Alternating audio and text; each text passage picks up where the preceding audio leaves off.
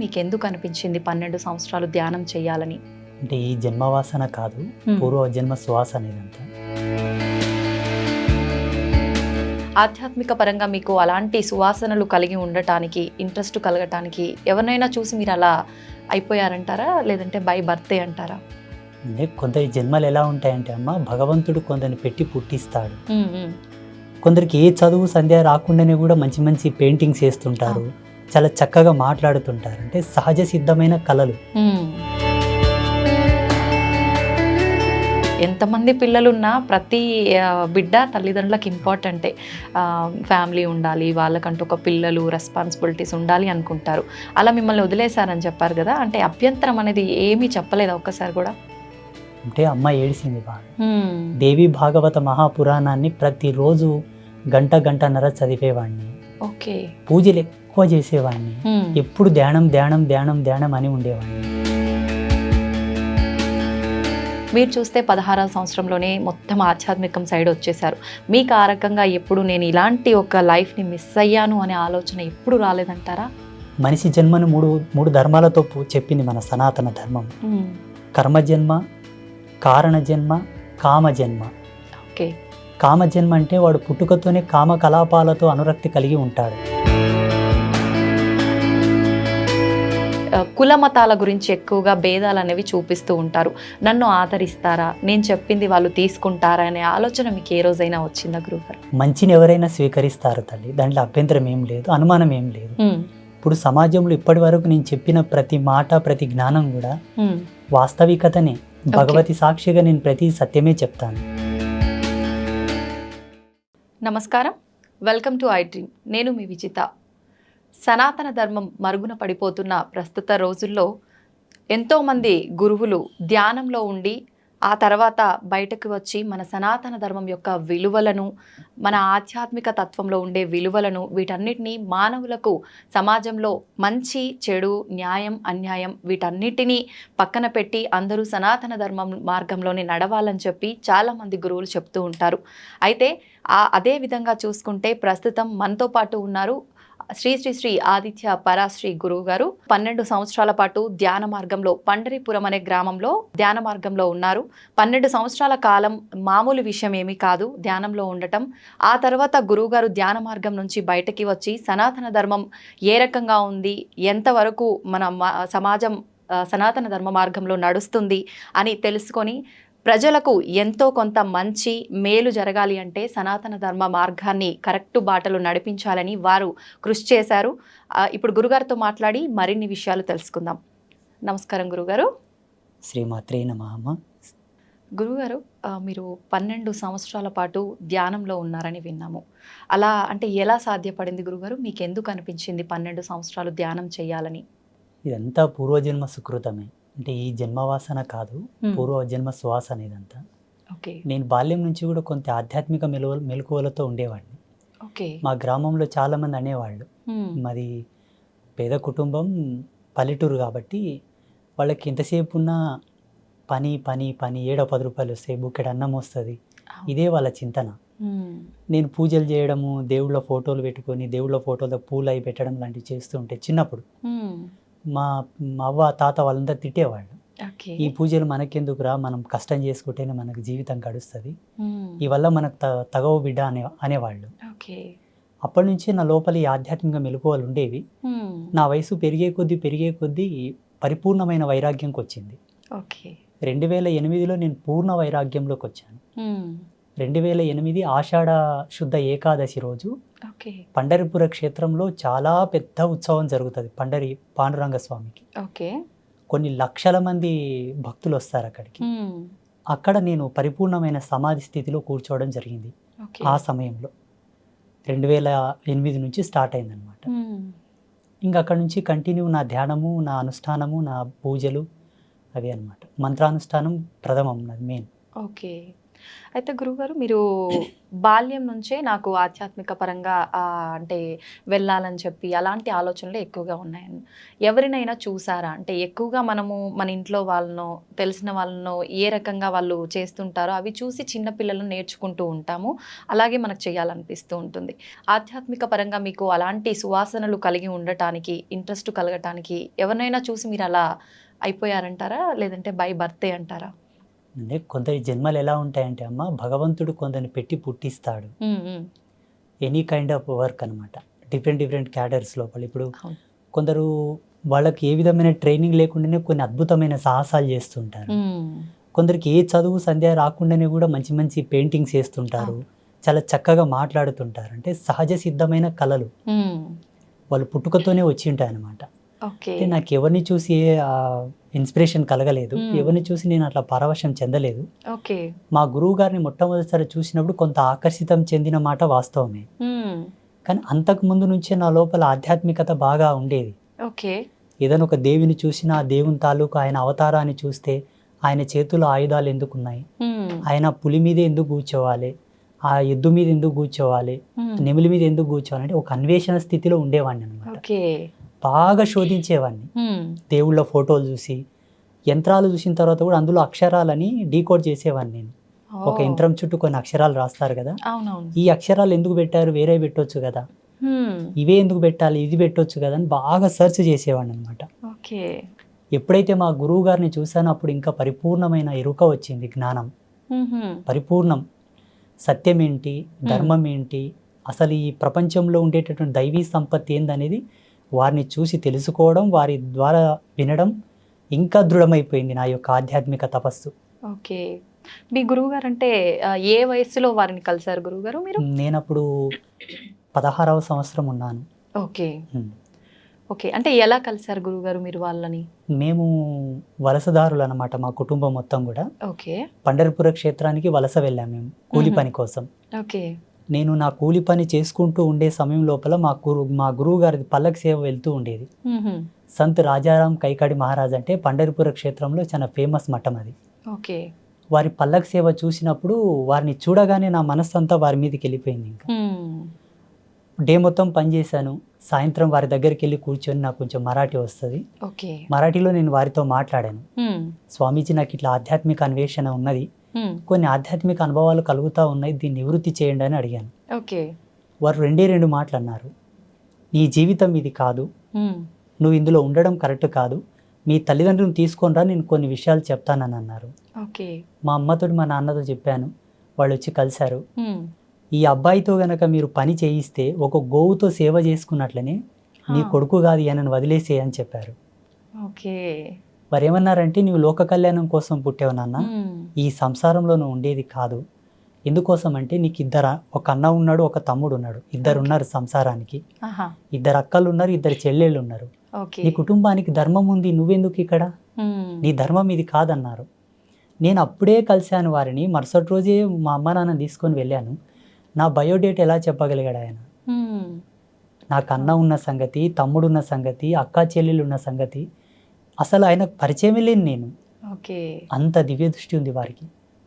ఇంక అప్పటి నుంచి మా అమ్మ నాన్న నన్ను వదిలేశారు. అప్పటి నుంచి పరిపూర్ణ ఆశ్రమ ధర్మంలోకి వచ్చేసాను. ఇంకా ఇప్పుడు ఎప్పుడైతే వారు నా గురించి చెప్పారో అప్పుడు నాకు అంటే ఆలోచన అనేది మారిపోయింది కంప్లీట్గా. ముందుగానే మీరు ఆధ్యాత్మిక పరంగా కొంచెం ఇంట్రెస్ట్ ఎక్కువగా ఉంది కాబట్టి గురువుగారు ఆ మాటలు చెప్పగానే, కానీ గురువుగారు మామూలుగా మీకుంది ఓకే, కానీ పేరెంట్స్ ఎక్కువగా సపోర్ట్ చెయ్యరు. అదేంటి, నాకు ఎంతమంది పిల్లలున్నా ప్రతి బిడ్డ తల్లిదండ్రులకు ఇంపార్టెంటే, ఫ్యామిలీ ఉండాలి, వాళ్ళకంటూ ఒక పిల్లలు రెస్పాన్సిబిలిటీస్ ఉండాలి అనుకుంటారు. అలా మిమ్మల్ని వదిలేశారని చెప్పారు కదా, అంటే అభ్యంతరం అనేది ఏమీ చెప్పలేదా ఒక్కసారి కూడా? అంటే అమ్మ ఏడిసింది బాగా. అమ్మ ఏడిసింది, నాన్న కూడా బాధపడ్డాడు. ఇంకా వాళ్ళు అర్థం కూడా చేసుకున్నారు నేను చేసే పనులు అట్లా ఉండేవి. దేవి భాగవత మహాపురాణాన్ని ప్రతిరోజు గంటన్నర చదివేవాడిని. పూజలు ఎక్కువ చేసేవాడిని. ఎప్పుడు ధ్యానం ధ్యానం ధ్యానం ధ్యానం అని ఉండేవాడిని. కొన్ని సందర్భాల్లో పని చేస్తున్నప్పుడు కూడా అలాగే ధ్యానంలోకి జారుకునేవాడిని. వాళ్ళు చూశారు నా చేష్టలన్నీ. ఈ స్వామీజీ చెప్పిన మాటలకు నేను జీవించే జీవన విధానానికి వాళ్ళకి అర్థమైపోయింది. వీడు చేసే పనులు అలాగే ఉన్నాయి, ఈయన చెప్తుంది కూడా వాస్తవమే కాబట్టి ఇది సత్యం, ఇంకా దీంట్లో అనుమానం ఏమీ లేదని వాళ్ళు మనసును దృఢం చేసుకున్నారు. ఇంకా ఓకే, దృఢం చేసుకొని ఇంకా వదిలేశారు నన్ను కంప్లీట్గా. ఓకే గురుగారు, మామూలుగా చిన్న ఏజ్ అనగానే ఆడుకోవటం, పిల్లలతో కలిసిమెలిసి తిరగటము, ఇలాంటివి చాలా ఉంటాయి. కొంచెం వయసు పెరిగే కొద్దీ ఎన్నో రకాల కోరికలు, ఇలా ఉండాలి అలా ఉండాలి అని చాలా రకాలుగా ఉంటుంటాయి. మీరు చూస్తే 16వ సంవత్సరంలోనే మొత్తం ఆధ్యాత్మికం సైడ్ వచ్చేసారు. మీకు ఆ రకంగా ఎప్పుడు నేను ఇలాంటి ఒక లైఫ్ని మిస్ అయ్యాను అనే ఆలోచన ఎప్పుడు రాలేదంటారా? ఇక్కడ మనకు జన్మవాసనను 3 విధాలుగా 3 భాగాలుగా చెప్పవచ్చు. మనిషి జన్మను మూడు ధర్మాలతో చెప్పింది మన సనాతన ధర్మం. కర్మజన్మ, కారణజన్మ, కామజన్మ. ఓకే, కామజన్మ అంటే వాడు పుట్టుకతోనే కామ కలాపాలతో అనురక్తి కలిగి ఉంటాడు.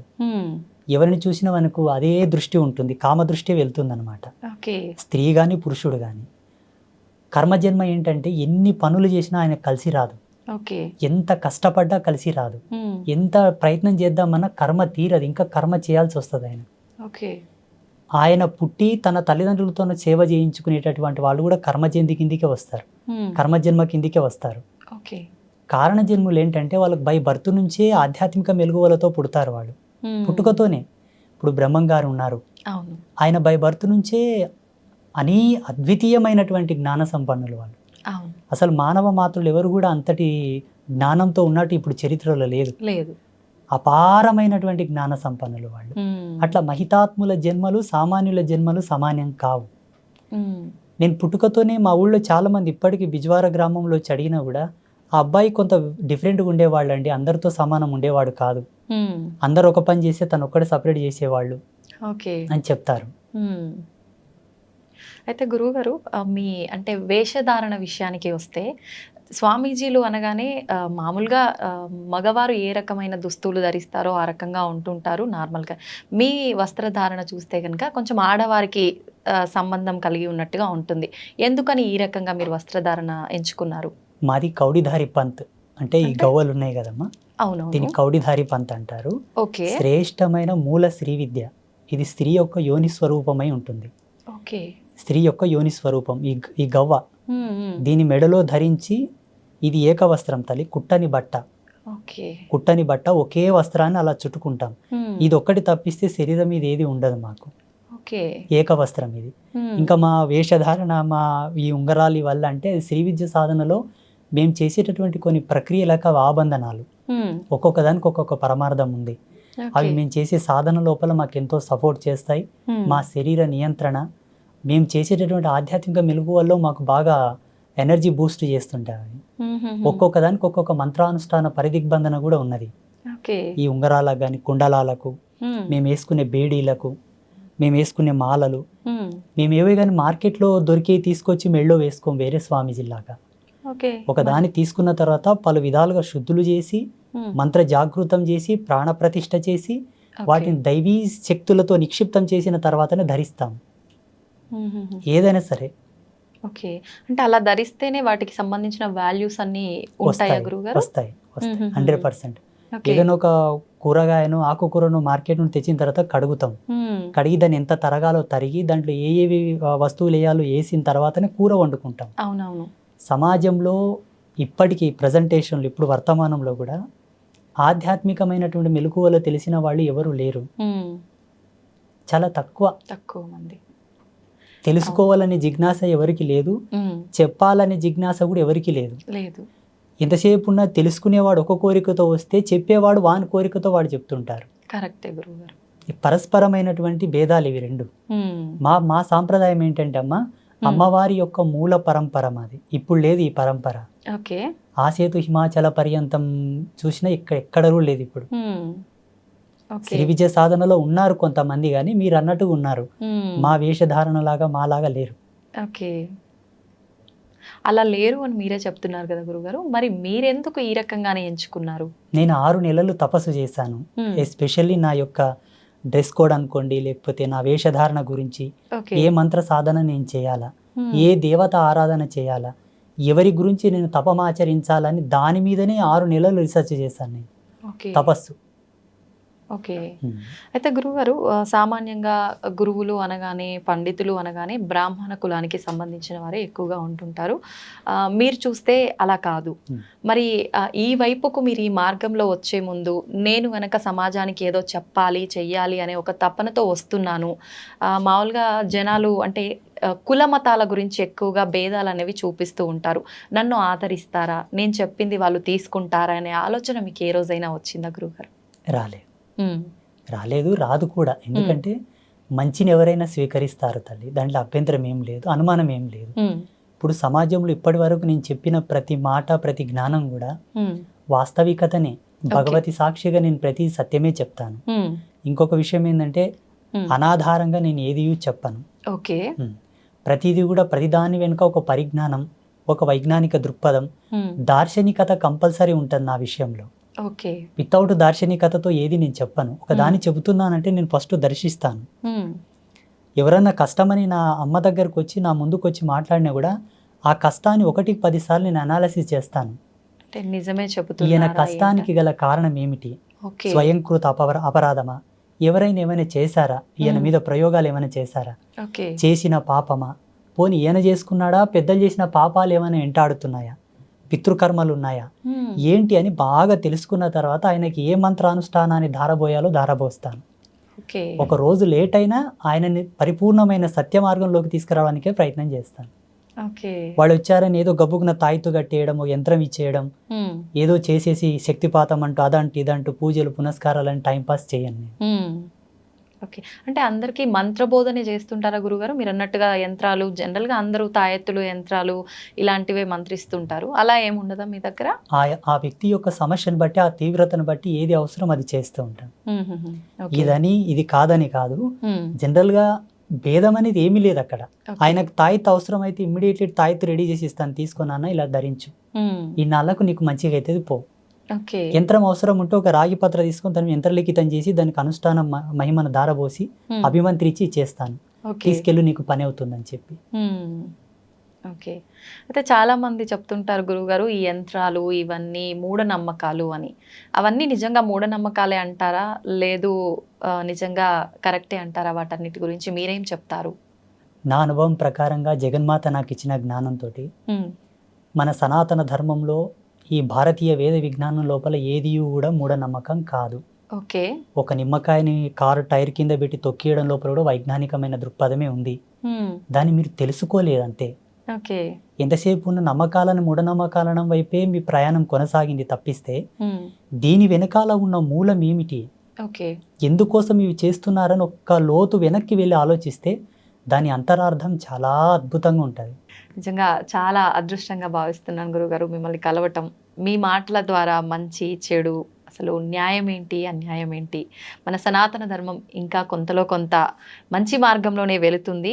కొంతలో కొంత ఏదైతే చెడు మార్గంలో వెళ్తుందో అది మార్చటము, తెలియచెప్పటమే నా లక్ష్యం అని మీ మాటలన్నీ విన్న తర్వాత నాకు చాలా సంతోషంగా ఉంది గురుగారు.